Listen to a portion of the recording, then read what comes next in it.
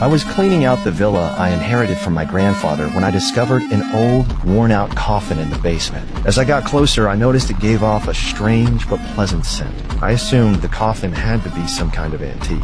I dragged it back to the living room and carefully cleaned off the dust. Just as I was about to lift the padding and check the compartment underneath, I was stunned by what I saw. The inside of the coffin was packed with ancient gears. This only convinced me more that the coffin was valuable. I called my mechanically skilled friend to help me investigate. He found a winding key made of pure gold among the gears. He cautiously inserted it into a nearby hole and gave it a few turns. To our surprise, the gears inside the coffin began to move again. Curious about the coffin's true purpose, I decided to put my pet goldfish inside. Then I wound the key a full 100 times. As the gears turned red, lightning shot toward the goldfish in the center. But the goldfish didn't seem too affected. I searched for answers in an old book we found in the coffin, but the ancient, unfamiliar language was completely incomprehensible. Just then, my friend noticed the goldfish had stopped moving. We both thought the lightning had killed it. But when the winding key finished its last rotation, the goldfish suddenly came back to life. I decided to ask my brother, a university professor, for help. My brother combed through the entire library and finally found a clue.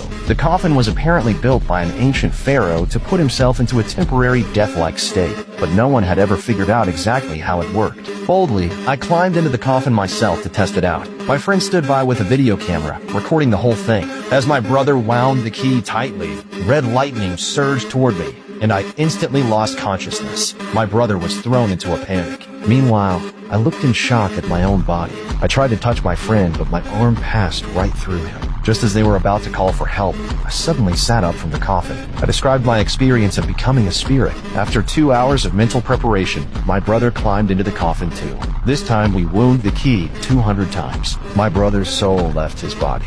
After glancing at himself lying still in the coffin, he phased through the wall and left the room. He kept walking in one direction, trying to test how far his soul could go from his body. Before he knew it, he had reached a train track. The sight of an oncoming train made him scream in terror. The next moment, his soul snapped back into his body. When it was my friend's turn, his disabled legs miraculously worked while in spirit form. He walked through a wall and happened to see the girl he liked arguing with her boyfriend. He looked at her with pain in his heart, wanting to wipe away her tears. But just then, the winding key reached its final turn, and his spirit slowly faded into the air. After taking turns with the experience, the three of us shared what we had gone through, but my brother warned the others not to try it again, since we still didn't know if the coffin had any side effects. But excited, I ignored the warning completely. As soon as my brother and friend left, I eagerly climbed back into the coffin. This time, I wound the key 500 times on my own. My spirit headed straight to the convenience store where I worked. Meanwhile, the store owner was happily counting the day's earnings. Once everything checked out, the owner walked over to the safe to stash the cash. He never suspected the password had already been memorized by the invisible me standing right beside him.